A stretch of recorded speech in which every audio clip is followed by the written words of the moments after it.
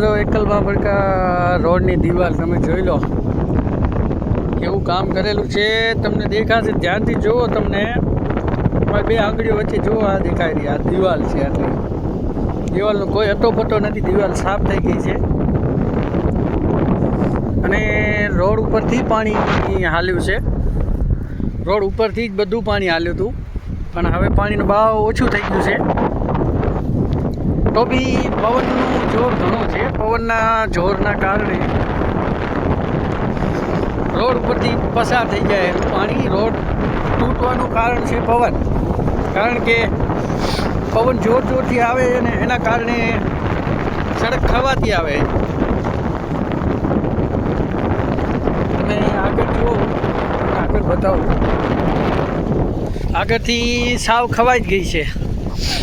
મને એમ લાગે છે કે સાંજ પડતા પડતા તૂટી જશે, નહીં ટકે.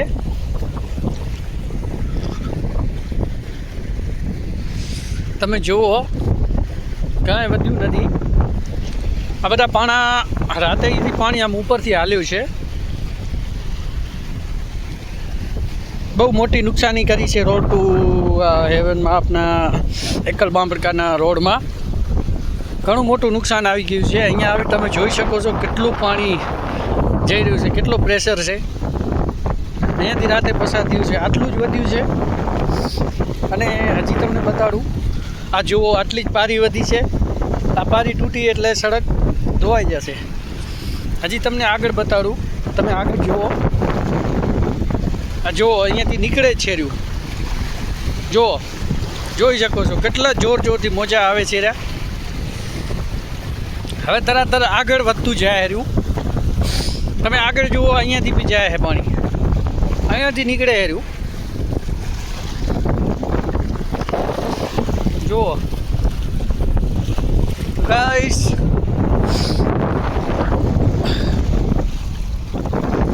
અહીંયા દિવાલ તો છે કે છે જ નહીં ખબર નથી પડતી, પણ આગળ આ જે સામે પુલિયો છે ને એનાથી આગળ બરાબર દેખાય છે રોડ. પણ આ પુલિયાથી આપણા બાંભડકાથી આવતા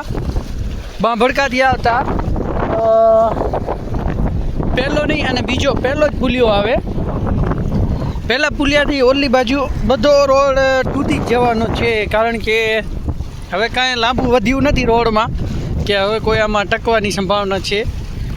ટકે એવું લાગતું નથી. અને કોઈ ગાડી બાઇક લઈને આ બાજુ રિક્ષ ઉઠાવો નહીં, કારણ કે આ બાજુથી રસ્તો બિલકુલ બંધ થઈ ગયો છે.